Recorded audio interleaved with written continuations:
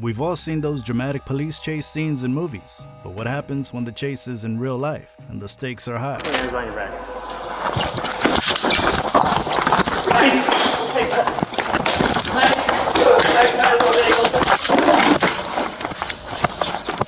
What do these criminals hope to achieve by running from the cops? Are these criminals daring geniuses, cunningly outsmarting the police at every turn?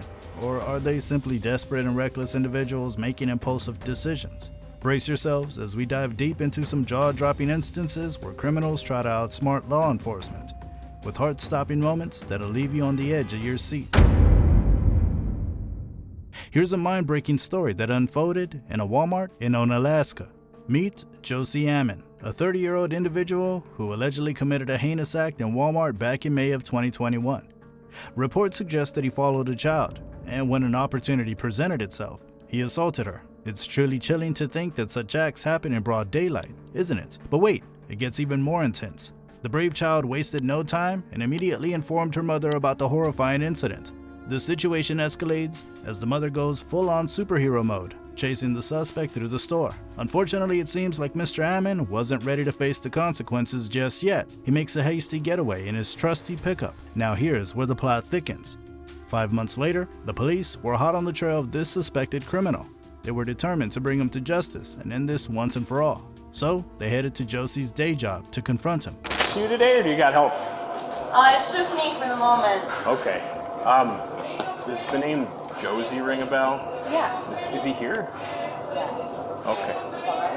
I gotta talk to him. Here we can see that the officers are strolling confidently toward a hip establishment known as Bodega Brew Pub. They stride in and approach a staff manager, asking if she's heard the name Josie. And guess what? She nods affirmatively. The plot thickens as they discover that he's currently on the clock, working right there. Hey, Josie. Officer Flatton.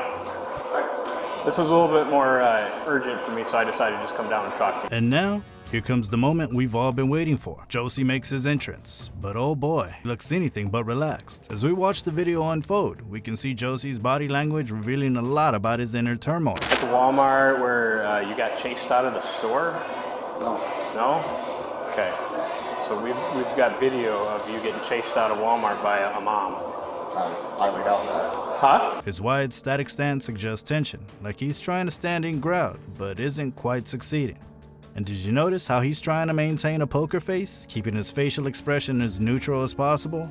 But we all know the truth has a way of making itself known. But wait, there's more. As the investigation deepens, we get a surprising twist. Turns out our suspect decided to grab a snack at the Walmart Subway store shortly after the alleged incident. As we all know, surveillance doesn't lie. Yet the trail seems to go cold, at least until the police uncover a crucial piece of evidence. A receipt from Subway leads them to the debit card used for the purchase. But hold on, there's a catch. There was no name on the receipt. You know how they say, the truth always comes to light.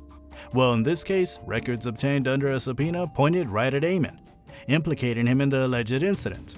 The evidence is piling up against him. The officer orders him to surrender, but Ammon chooses the path of resistance. He bolts out the back door, down the alley, and takes off down Pearl Street. It's a chase scene worthy of an action movie. The officer relentlessly pursues, shouting for Ammon to stop, but he's determined to evade capture. This incident with the juvenile was inside Subway, bought a sub sandwich, used your debit card. Okay? Wait, somebody used my debit card, you said? Well, you. In a Subway? Just when you think Ammon might escape, fate intervenes.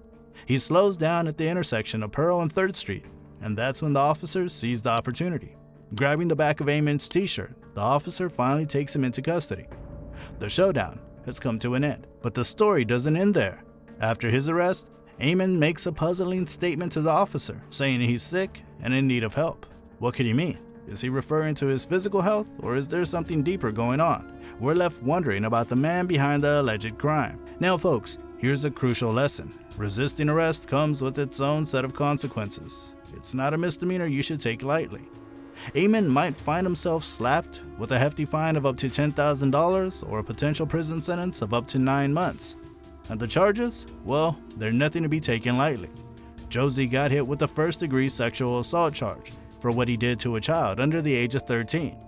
And on top of that, a misdemeanor charge for resisting arrest. You can run, but you can't hide from the long arm of the law. Next up, picture this: screeching tires, blaring sirens, and heart-pounding pursuits that will leave you on the edge of your seat. Ever wondered what happens when the rubber meets the road and the sirens wail? Police car chases have long been the stuff of high-octane action movies, but did you know they're just as thrilling and real in the world outside the silver screen? Hold on tight, because we've got some action-packed news coming your way from Columbia County. A multi-county chase on a Monday morning, the kind of stuff you'd expect in a Hollywood blockbuster. A daring Minnesota man on the run from the law caught the attention of the Columbia County Sheriff's Office. The pursuit began after Wisconsin State Patrol tipped them off about a traffic violation in a Juneau County work zone. Can you believe it started with just a traffic violation? The chase was like a roller coaster ride, zooming eastbound on I-90, ready to cross into Columbia County from Sauk County. But it wasn't all smooth sailing. As the adrenaline-pumping chase ensued, the Wisconsin State Patrol joined the action, and a brave Columbia County deputy stepped up to the plate, ready to deploy some serious spike strips.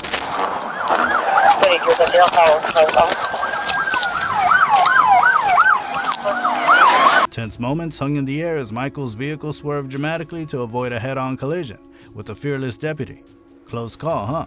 Now, did you know that tire deflation devices are often used by law enforcement to safely stop fleeing vehicles? They punctured the tires, gradually deflating them, making it much safer to bring a chase to an end. Pretty smart, right? With Columbia County deputies on the case, they teamed up with the Wisconsin State Patrol for a chase that rivaled the Fast and Furious franchise. Can you imagine the adrenaline rush in the air? It's like they're performing in a high-octane action sequence. But wait, there's more. Just as the pursuit reached the DeForest exits, the law enforcement masterminds had a surprise waiting for the fleeing suspect. A tire deflation device. Not one, not two, but three of the suspect's tires were deflated. Yet the adrenaline-charged driver kept going on those flat tires. It's like they were determined to stay in the game, no matter the odds. In a wild twist, the vehicle's rims took over and the suspect was still going. That's some serious dedication to escape, right? It's as if the daredevil was determined to turn their ride into a unicycle. But wait, here's where it gets even more intense. The suspect didn't back down even after their tires were flattened. Yep, you heard it right. The wheels kept on rolling, albeit on the bare metal rims. Talk about determination. Law enforcement had some tricks up their sleeves, and they expertly used the pursuit intervention technique to bring this heart-pounding case to a halt.